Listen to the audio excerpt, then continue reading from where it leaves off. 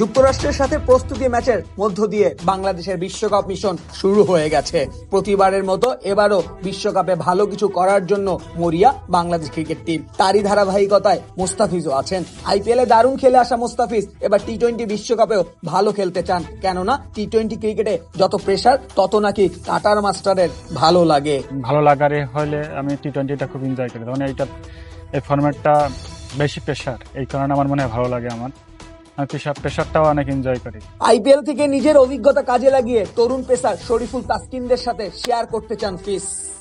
তাসকিন, শরীফুল, সাইফুদ্দিন, হাসান, আমি যতটুকু শিখছি সেগুলো ওদের সাথে শেয়ার করব। বোলিং লাইনে রান আপ নিয়ে সবসময় একটি সমস্যা হতো ফিজের, তাই অনূর্ধ্ব-19 বিশ্বকাপের পর থেকে রানিং পরিবর্তন করে ফেলেন মুস্তাফিজ। সময় খুব রান আপের আপনার সমস্যা ছিল, যে আমি বোলিং করলে আমার ওভার স্টেপ হইতো।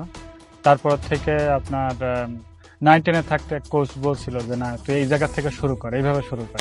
চান্দ্রিকা হাতুর সিং এর কাছ থেকে পেয়েছিলেন ফিজ নামের টাইটেল। কেননা ফিজ এত বছর পর মিডিয়াকে তার ফিজ নামের উদ্দেশ্য জানান। বোর্ডটা আছে যে ফিল্ডিং সেশন, বোলিং সেশন কোন টাইমে, যে বোর্ডটা, ওই বোর্ডে যদি আমার পুরাটা নাম লিখি তাহলে অনেকটা বড় হয়ে যায়। এজন্য দেখি ফিজ দিয়ে। প্রথম দিন আমি বুঝি না যে এটা কে, পরে বলছে এটা তুমি। তারপরে থেকে তারপরে আমি আইপিএল এ খেলতে গেছিলাম 16-এ, ওখানেও যাই ফিজটা পপুলার হয়েছে, তারপর থেকে চলতে আছে। এবারের বিশ্বকাপে রিয়াদ ও সাকিবের কাছ থেকে নিতে চান অনেক টিপস, যাতে করে বাংলাদেশকে বিশ্বকাপের দুয়ারে অনেক দূরে নিয়ে যেতে পারে মুস্তাফিজ।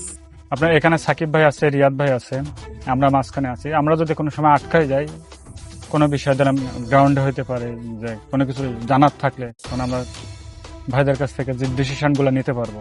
শাওন খান, বিডিএস স্পোর্টস টাইম।